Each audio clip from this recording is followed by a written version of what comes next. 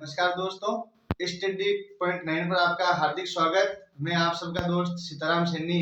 आज हमारी हिंदी की तीसरी क्लास लेकर आया हूँ आपके सामने। आज हम हिंदी में पढ़ेंगे उच्चारण स्थान के आधार पर स्वरों का वर्गीकरण। ठीक है दोस्तों, साथ साथ आप नोट्स बनाते रहना। हमारा आज का बिंदु होगा उच्चारण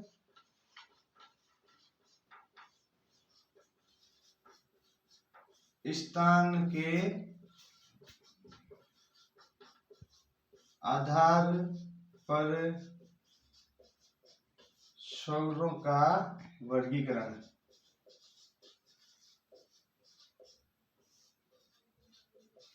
उच्चारण स्थान के आधार पर स्वरों का वर्गीकरण। हम स्वरों का वर्गीकरण पढ़ेंगे, जैसे उच्चारण स्थान स्वरों का अलग अलग उच्चारण, जैसे कंठ, तालु, मूर्धा, दंत, ओष्ठ।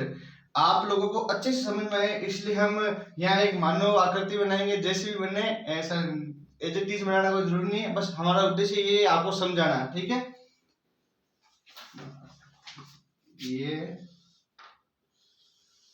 आप बस समझने पे ध्यान देना कि भाई ये बस मेरे समझ में आ गया कौन सा अक्षर कहाँ से उसका उच्चारण स्थान हो रहा है। ठीक है, जैसे कि हम देखते हैं ये हमारा कंठ है। ठीक है, ध्यान रखना ये आपका और हमारा सभी का मुंह की है, ये गर्दन है। ठीक है, यहाँ कंठ, तालु, दंत, ओष्ठ, मूर्धा भी हम आप सभी को सबको सब स्थान बता देंगे, उसके अकॉर्डिंग आप अच्छे से समझ पाओगे। ये है ना, ये कंठ और ये जस्ट इसके ऊपर हमारा जहाँ काकल्य होता है ना, वहां इसको हम कहते हैं तालु। ठीक है, तालु इसे हम कहते हैं तालव्य। इसके जस्ट इसके ऊपर है मूर्धा, यानी कि इसको हम कहते हैं मूर्धन्य।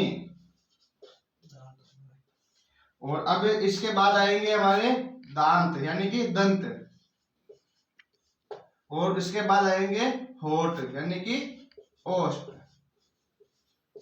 ये सब चीजें आपको याद करने की जरूरत है नहीं, क्योंकि आपको पता है। सबसे पहले देखो कंठ, कंठ के बाद में आएगा ये हमारे तालु, तालु के जस्ट ऊपर आएगा हमारा मूर्धा, मूर्धा के बाद आते हैं दांत, और सबसे अंत में आते हैं होठ। ठीक है, तो अब जैसे अब हमारे स्वर है, स्वर को हम जैसे वर्गीकरण करते हैं इनमें। देखो सबसे पहले इस यहाँ से शुरुआत करनी है हमें, ए आ। कौन से दोनों स्वर लेने हैं पहले, ए आ हो गए याद, शुरुआत यहीं से करनी है। और ए आ शुरुआत में होते हैं स्वरों के, तो आपको यहाँ ज्यादा जोर करके याद करने की जरूरत नहीं, सीधा आपको याद हो गया। ठीक है, तालु में आएगा ए आ के बाद क्या आएगा, ई, ये लो, ये भी याद हो गया। साथ में इसके बाद ज्येष्ठ आता मूर्धन्य, और मूर्धन्य में आएगा री।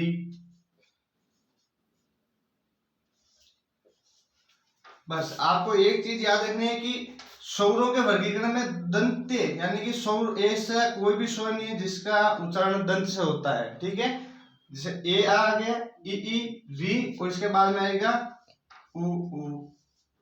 ठीक है, अब आप बोलोगे कि सर स्वर तो 11 होते हैं, और या तो आपने 2, 4, 5, 6 और 7 ही बताए। अब पीछे रहे 4 स्वर, कौन से, ए, आई, ओ, औ। इनका उच्चारण स्थान है अलग होता है, क्योंकि ये खुद एक मूल स्वर नहीं है ना, ये संयुक्त स्वर है, इसलिए इनका भी उच्चारण स्थान भी संयुक्त अक्षरों के, संयुक्त स्वर के मेल से बनेगा। अब हम देखते हैं, जैसे ए किससे बनता है, ए बनता है ए धन ई से। ठीक है, तो ए का हमारा उच्चारण स्थान क्या है, ये रहा, ए का उच्चारण स्थान कंठ है, तो मतलब ये हो गया, हम यहाँ साइड में लिखते हैं कंठ। और ई का क्या है, ई का है तालु। ठीक है, ये तालु, तो इसको हम ना दोनों कंठ और तालु को हम कमाई रूप में क्या कहेंगे, कंठ तालव्य, कंठ तालव्य। यानी कि ए का उच्चारण स्थान क्या है, कंठ तालव्य। अब बात करते हैं ए के बाद आई की। आई किससे किससे बनता है, आई बनता है हमारे एक तो ए से और एक ए से, इससे बनता है। ठीक है, तो ये बात वापस आ गई, कंठ तालव्य, एक कंठ तालव्य हो गया, और ये वापस कंठ आ गया। यानी कि अगर हम बात करेंगे यहाँ कंठ लिखेंगे और फिर वापस लिखेंगे कंठ तालव्य, तो यहाँ कंठ और वापस यह आएगा कंठ तालव्य। ये भी कंठ, ये भी कंठ, कंठ कंठ दो में कॉमन आएगा, तो हम इसे भी कंठ तालव्य लिख सकते हैं। बाद में आएगा थोड़ा इसको यहाँ से हटा देते हैं। ये दोनों हो गए कंठ तालव्य, ठीक है। अब बात करें ओ की। ओ बनता है ए धन ओ से, ठीक है। अब ए का क्या उच्चारण स्थान है? कंठ। और ओ का क्या है? ये रहा ओष्ठ। ये क्या हो गया? कंठ। और एक हो गया ओष्ठ। इसको सम्मिलित रूप से क्या कहेंगे? कंठोष्ठ। क्या कहेंगे दोस्तों? कंठोष्ठ। आपको ज्यादा ये ऐसे नहीं कि याद करना प्रेशर लेके याद करने की कोई जरूरत नहीं है, आराम से याद करो। शुरुआत यहाँ से होती है कंठ, तालु, मूर्धा, दंत्य, ओष्ठ। आपको स्वर में ये याद रखना है कि दंत्य से किसी भी स्वर का उच्चारण नहीं होता है। उसके बाद आपको जैसे यहाँ शुरुआत में ए आ ई री, दंत से तो हमारा कोई उच्चारण स्थान है ही नहीं इसमें, और उ उ। अब इसके बाद में ए आई ओ औ, ए आई ओ का ये लो दोनों। अब हमने आपको 11 के 11 स्वरों के उच्चारण स्थानों के उच्चारण स्थान के आधार पर हमने बता दिया। एक बार स्क्रीनशॉट ले लीजिए, उसके बाद आगे चलते हैं। स्क्रीनशॉट ले लिया होगा आप लोगों ने।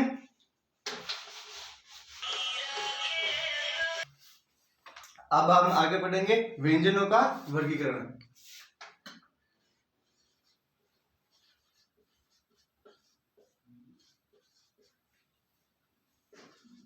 व्यंजनों का वर्गीकरण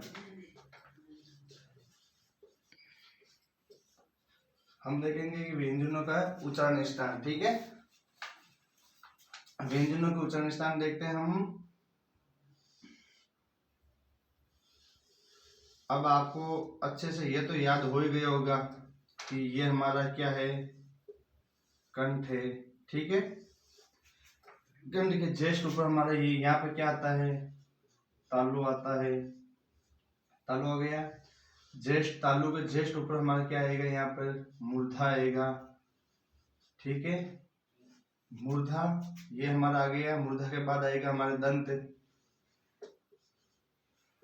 दंत के ज्येष्ठ बाद आएंगे हमारे ओष्ठ। अब इसमें भी आपको कुछ वो प्रेशर लेके याद करने की जरूरत नहीं है, सीधा याद हो जाएगा आपको। ये आपको हो गया ना याद सीक्वेंस है, जैसे कंठ, तालु, मूर्धा, दंत, ओष्ठ। एक बार रिवीजन कर लो। कंठ, तालु, मूर्धा, दंत, ओष्ठ, ठीक है।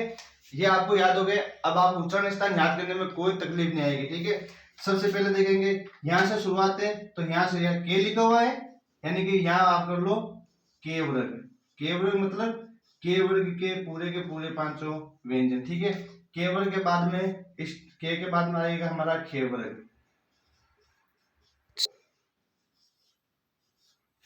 ठीक है। के वर्ग आ गया, चे वर्ग आ गया। चे वर्ग के बाद में आएगा हमारा टे वर्ग। टे वर्ग, टे वर्ग के बाद में हमारा आएगा ते वर्ग। ते वर्ग आ गया। ते वर्ग के बाद में हमारा आएगा ये टे वर्ग।